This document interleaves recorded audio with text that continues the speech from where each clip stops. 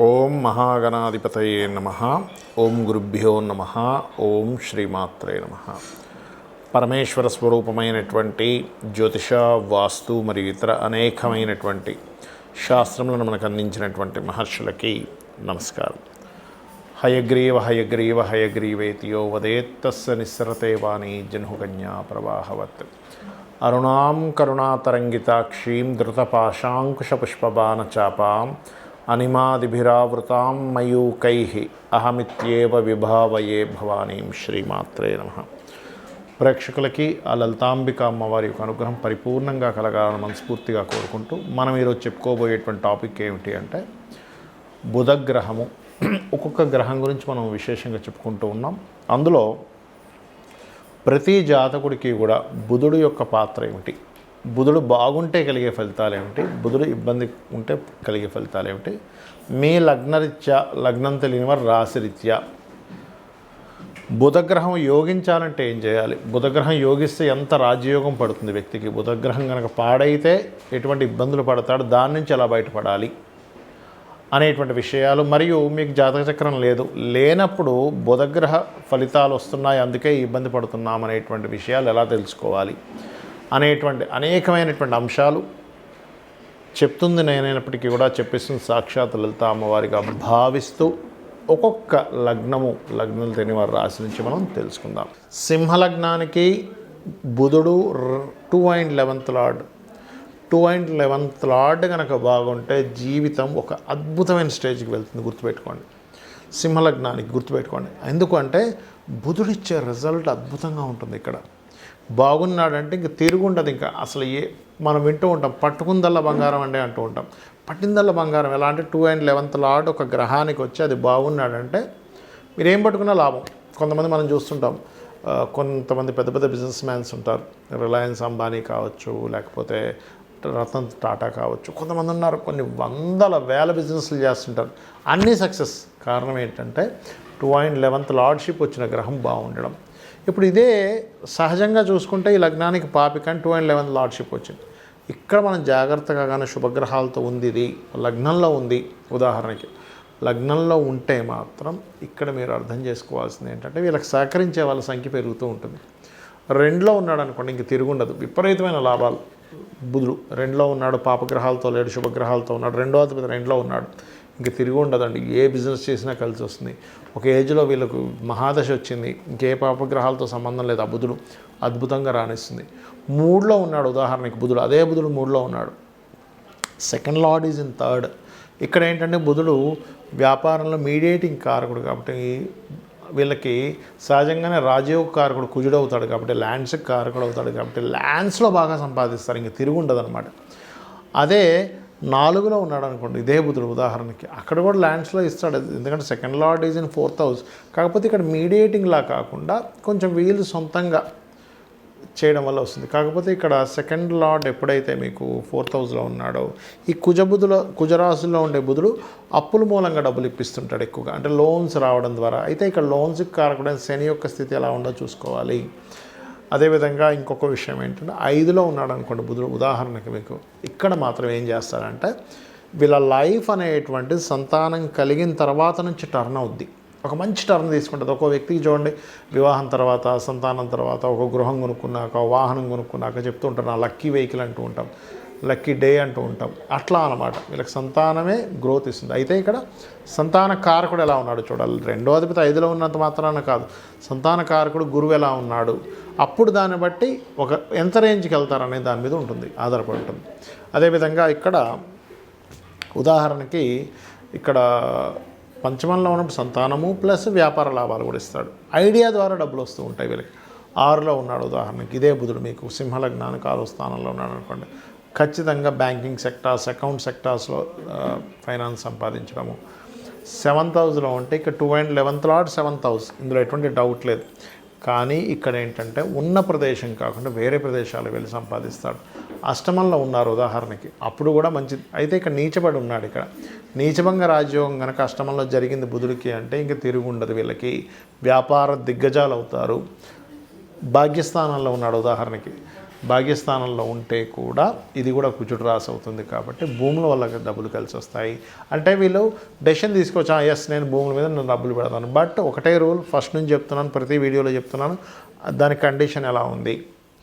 లాభంలో మనకి దశమంలో ఉన్నాడు, ఉదాహరణకి దశమంలో ఉన్నప్పుడు ఏమవుతుందంటే ఇక్కడ ఉద్యోగమే చేయాలి వీళ్ళు. వ్యాపారాలు చేయాలంటే మాత్రం ఆ ఉద్యోగం కూడా ఎట్లాగే అకౌంట్స్ అనో మార్కెటింగ్ అనో వీటిలో బాగా కలిసి వస్తూ ఉంటుంది దశమంలో ఉన్నప్పుడు. ఉదాహరణకు లాభాధిపతి లాభంలో ఉన్నాడు, అప్పుడు కూడా వ్యాపారంలో బాగా కలిసి వస్తుంది. వ్యయంలో ఉన్నాడు అనుకోండి, అప్పుడు మాత్రం మీకు కలిగేటువంటిది ఏమిటంటే ఇక్కడ కూడా మీకు సింహం వారికి చూసుకున్నట్లయితే పర్టికులర్గా ఇక్కడ వీళ్ళ సక్సెస్ రేట్ ఎక్కువగా ఉంటుంది. అందరూ ఏమనుకుంటారంటే అమ్మో వ్యయంలో ఉన్నాడు, వ్యయంలో పడిపోయి లాభాధిపతి అనుకుంటాడు. కాదు, నేను ఖచ్చితంగా చెప్తున్నాను. బుధుడు గనక 12వ స్థానంలో చంద్రక్షేత్రంలో ఉన్నట్లయితే ఇక్కడ వీళ్ళకి కలిగేటువంటి ఫలితాలు ఏమిటంటే ఖచ్చితంగా ఫైనాన్స్ రంగాల్లోకి వెళ్ళి కనుక వీళ్ళు విదేశాలకు వెళ్ళగలిగితే వీళ్ళకి సెకండ్ లార్డ్ ఎక్కడా పడవలేదంటే వీళ్ళు అద్భుతంగా రాణిస్తారు. అయితే మీరు చేయవలసింది దత్తాత్రేయుడు ఆరాధన చేయండి, అన్ని విధాలు బాగుంటుంది. చాలామందికి జాతకాలు ఉండవు, అంటే వాళ్ళు పుట్టినప్పుడు వాళ్ళ జన్మజాతకం రాయరు. అలాంటప్పుడు ఎలాగా ఈ బుధగ్రహ ప్రభావం వారి మీద పడుతుందని ఎలా గుర్తించాలి. చాలామంది ఏమనుకుంటారంటే ఏ ప్రాబ్లం వచ్చినా ఏలినాడు శని నడుస్తుందండి, అర్ధాష్టమి శని నడుస్తుందండి, అష్టమి శని నడుస్తుందండి, మాకు కాలసర్ప దోషం ఉంది అందుకే పని అవ్వట్లేదు అనుకుంటారు. కాదు, మీరు బాగా అర్థం చేసుకోండి. మన మనిషి జీవితంలో ఒక హెల్త్ ఇష్యూ వచ్చిందంటే దానికి 1000 కారణాలు ఎలా ఉంటాయో, ఒక జాతకుడికి ఒక ఇబ్బంది వచ్చిందంటే దానికి ఈ 9 గ్రహాలు, 27 నక్షత్రాలు, ఈ 12 భావాల్లోనే మొత్తం దాగి ఉంటుంది. గుర్తుపెట్టుకోండి. అక్కడ నుంచే మనం ప్రాబ్లంకి ఐడెంటిఫై చేసి సొల్యూషన్ తీసుకురావచ్చు. ఒకటే గుర్తుపెట్టుకోండి, ఎక్కువ మిస్కమ్యూనికేషన్స్ అవుతున్నాయండి, బుధుడు కారణం. అంటే మీ జన్మజాతకంలో పాస్ట్ లైఫ్లో మీరు ఏదో మిస్కమ్యూనికేట్ చేశారు వేరే వాళ్ళతో, అది ఈ జన్మలో ఈ కర్మ రూపంలో వస్తుంది. లేదండి నేను ఎక్కువ అప్పుల పాలవుతున్నాడు, ఒక వ్యక్తి అప్పుల పాలవుతున్నారంటే 6వ స్థానాధిపతి పాడవడం కానీ బుధుడు మెయిన్గా ఎక్కువ పాత్ర ఉంటుంది, because of natural 6th lord కాబట్టి.